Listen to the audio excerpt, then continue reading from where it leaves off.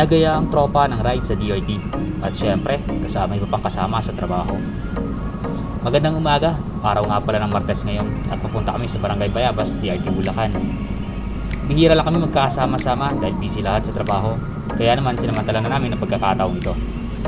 Dito na kami nagkita-kita sa tungko sa San Jose del Monte, Bulacan.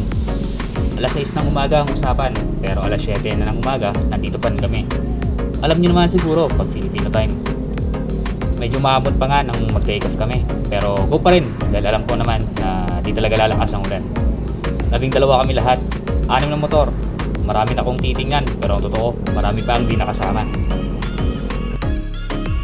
Petron gas station ang unang stop dahil kailangan pang magpa-full tank ni Kuya Nel TV dahil medyo malayo pa ang kanyang biyahe. Taguig to DRT. Imagine, kaya maaga pa siya bumiyahe. Pagkatapos nga mag-full tank, diretso na kami. Siya lang ang speedhead at ako naman ang sa huli para mas kita ko kung sino ang maiiwan sa biyahe. Mahirap na magkaiwanan, baka magkahiwa-hiwalay pa kami sa biyahe. Ang iba kasi sa amin, di alam ang daan. Naka Google Maps nga, naliligaw pa. Sila pa kaya na nakasunod lang sa mga kasama. Huminto kami sa Barangay Bigte, Norsagaray, Bulacan para mamili ng ibang pagkain na pagsasaluhan pagdating sa DRT. At pagkatapos ay agad na rin kami umabante. Kumaliwa na kami dito sa rotonda na sakop ng Barangay Bigte, Norsagaray, Bulacan. At dire-diretso lang kami sa aming biyahe. Medyo umaaraw na at maaliwalas na rin panahon. Pagkatapos yan, nakarating na kami dito sa pamilyahang bayan ng Angat.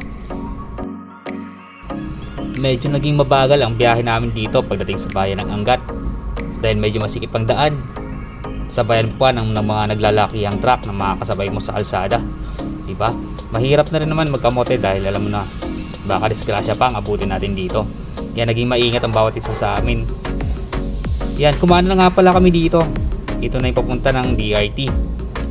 May madadaan ka dito sa unahan na isang napahabang tulay.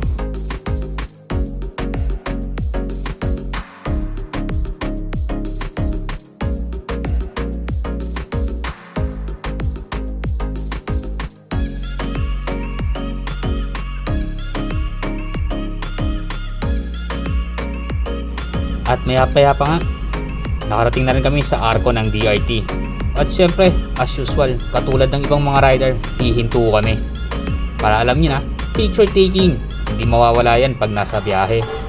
Hinayaan ko na sila para mag picture taking dahil maraming beses na rin ako nakadaan dito at maraming beses na ako nakakuha ng letrato. Hinayaan na lang muna natin sila na mag-enjoy at makapag-ipon ng mga memories. Wala pa nga 10 minuto ay narating na namin ang eskwelahan na ito. Palatandaan yan na talaga lang malapit ka na sa iyong pupuntahan. Siyempre, ang Barangay Bayabas dito sa DRT, Bulacan. Dire-diretso lang at enjoyin mo ang kalsada at magagandang kurbadahan. Samahan mo na rin ng mga magagandang tanawin dito sa part ng DRT. Ayan, napakaganda. At kapag nakita mo signs na yan, kumaliwa ka lang. Diretso lang, huwag ka nang kakaanan hanggang makita mo ulit ang pangalawang signage. Kakaliwa ka lang ulit. Ayan, sigurado dire-diretso na, hindi ka na maliligaw.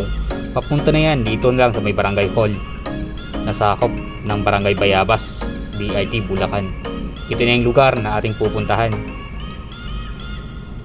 20 pesos nga pala ang parking fee para sa mga motor at 40 pesos naman ang entrance fee para sa mga tao.